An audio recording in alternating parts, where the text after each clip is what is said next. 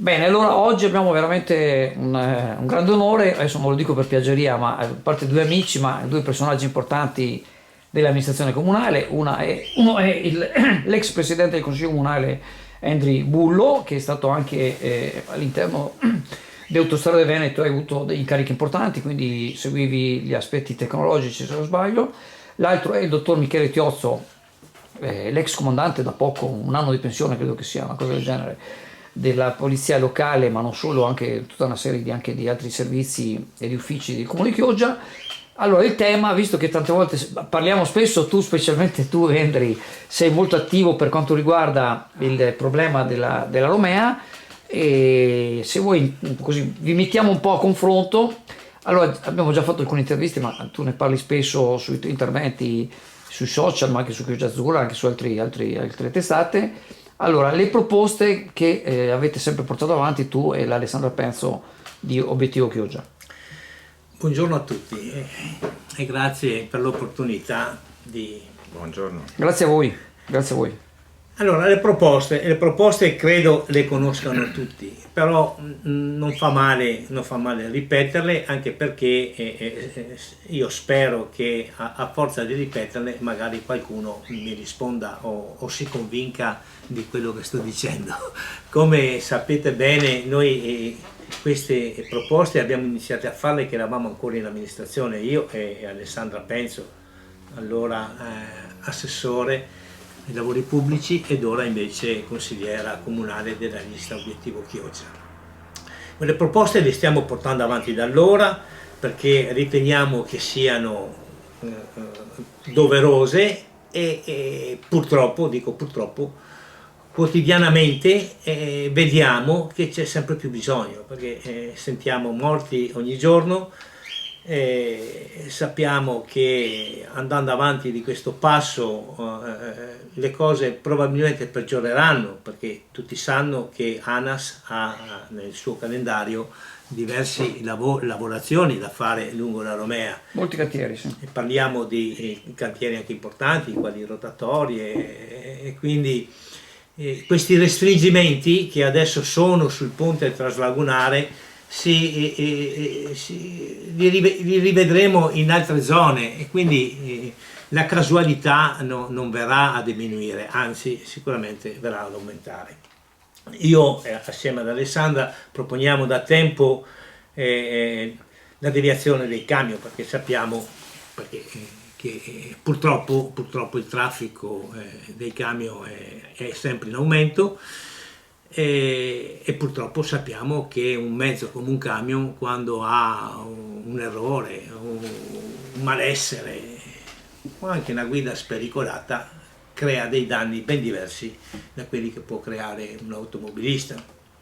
Sappiamo poi che gli automobilisti, fra gli automobilisti ce ne sono numerosi che guidano in maniera sconsiderata, molto pericolosa, non solo gli automobilisti ma anche i motociclisti, alcuni motociclisti e alcuni camionisti. Quindi oltre a suggerire, come è stato fatto in tantissime altre parti d'Italia, di deviare temporaneamente il traffico pesante, quello a lunga percorrenza, e per lunga percorrenza mi riferisco in maggior parte alla moltitudine di tir stranieri. Sappiamo benissimo che dall'est ne partono tantissimi ogni giorno, e credo che molti di questi lo facciano anche per risparmiare quei 60-70 euro di autostrada che in Romea non pagano. Quindi se magari riusciamo a far deviare questo traffico, magari anche incentivandolo, facendo degli sconti pesanti, e in più mettiamo dei sistemi che gestiscano la strada, una strada che adesso è abbandonata a se stessa. Noi sappiamo che possiamo fare quante raccomandazioni vogliamo, ma nessuno ci ascolta. Ma se noi mettiamo in strada dei sistemi di supervisione e controllo, in modo che chi transita sappia di essere costantemente controllato, e se viola determinati limiti anche multato, sicuramente troveremo delle guide più tranquille.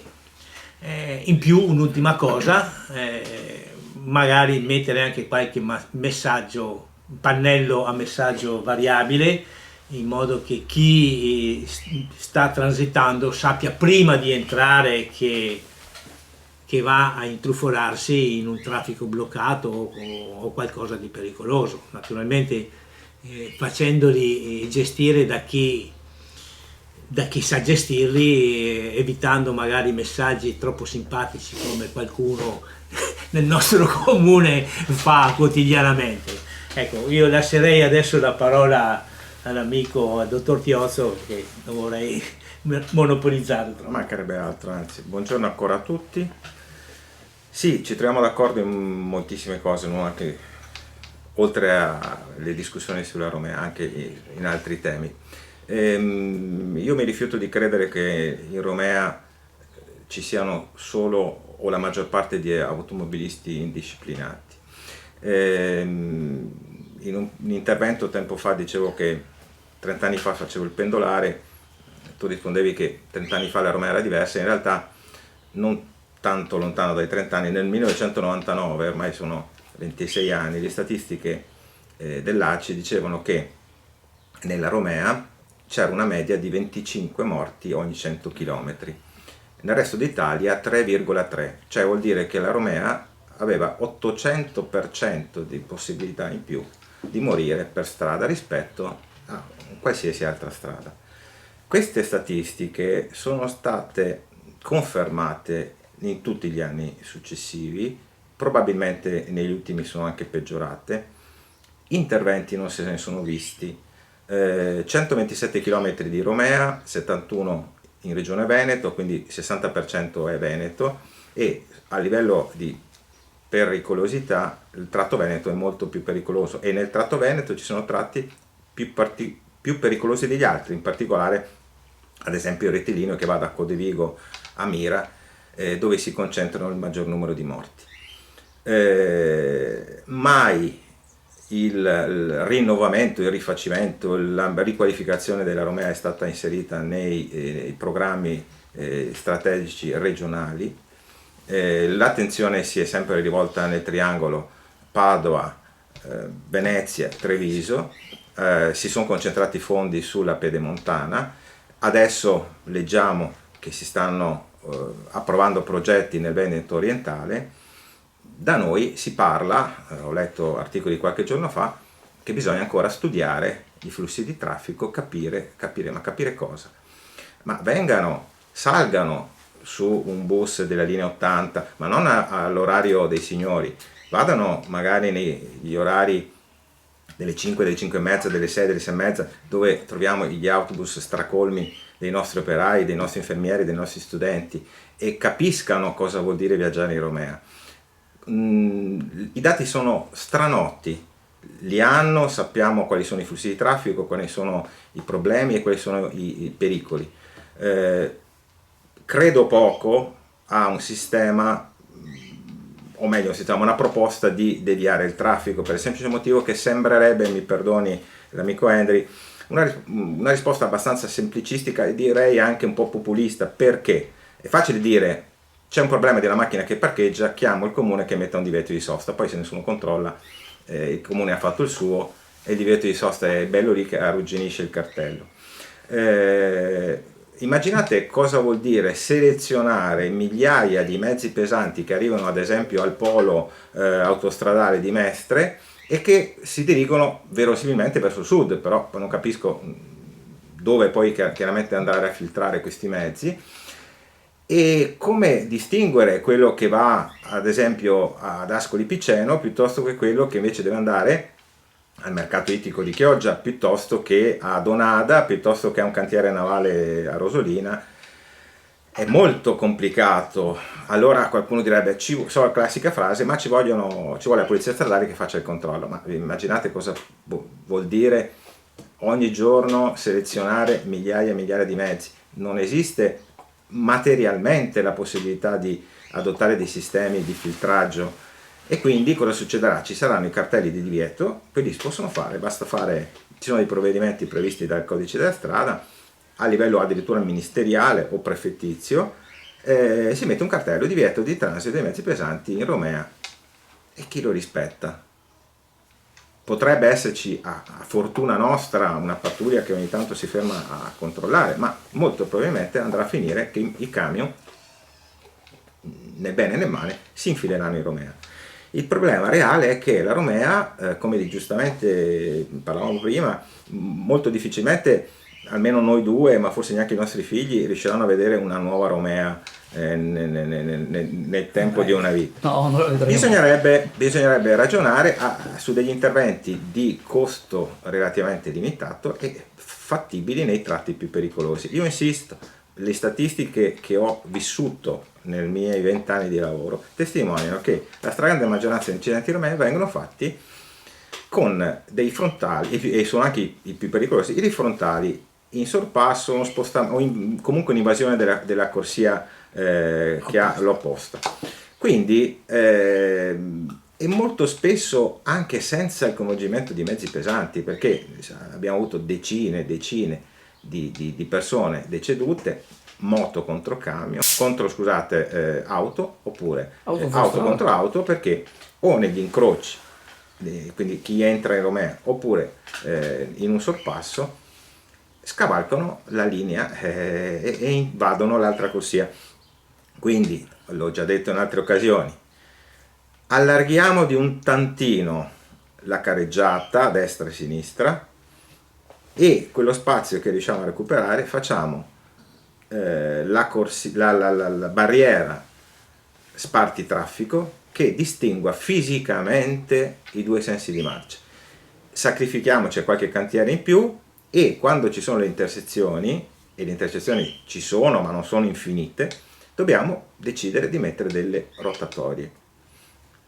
Chi ha girato un po' l'Europa avrà visto che in Corsica l'amministrazione regionale della Corsica ha fatto tutte le litoranee senza un semaforo, con tutte le intersezioni rotatorie, non c'è un incrocio che non abbia una rotatoria, e hanno abbassato in maniera drastica il tasso di incidenti, soprattutto di incidenti mortali.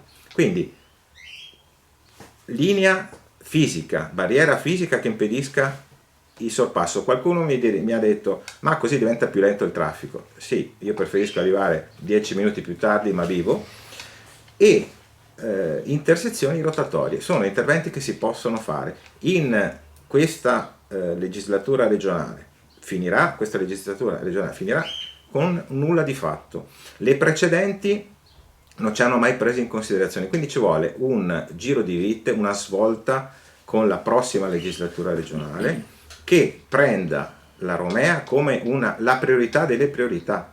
Abbiamo fatto le autostrade del mare per Jesolo, abbiamo sistemato le strade che collegano Padova con Treviso, Padova con Venezia, abbiamo fatto la pedemontana, stiamo migliorando la viabilità montana. Abbiamo dimenticato la parte meridionale della regione, la zona clodiense, il Rodigino, che, come storicamente è sempre successo, è sempre stata considerata una zona di serie B. Noi vogliamo smettere di essere considerati cittadini di serie B e chiediamo da cittadini un intervento concreto, in questo caso sì della regione, perché i 71 km sono proprietà di ANAS, ma sono comunque in ambito regionale, e chi deve coordinare i comuni e la città metropolitana di Venezia con la provincia di Rovigo, che sono percorsi se non la regione.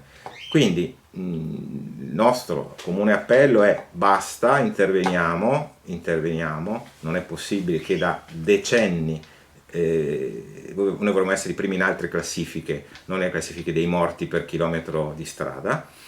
Gli interventi sono possibili, e sono possibili, non possiamo pretendere che su 127 km siano tutti sistemati, ma se ad esempio nel rettilineo della morte che dicevo prima si riuscisse a fare qualche barriera che separi i flussi di traffico e un paio di rotonde in più, molto probabilmente vedremo un decrescere di questa linea nera di morti sulla strada.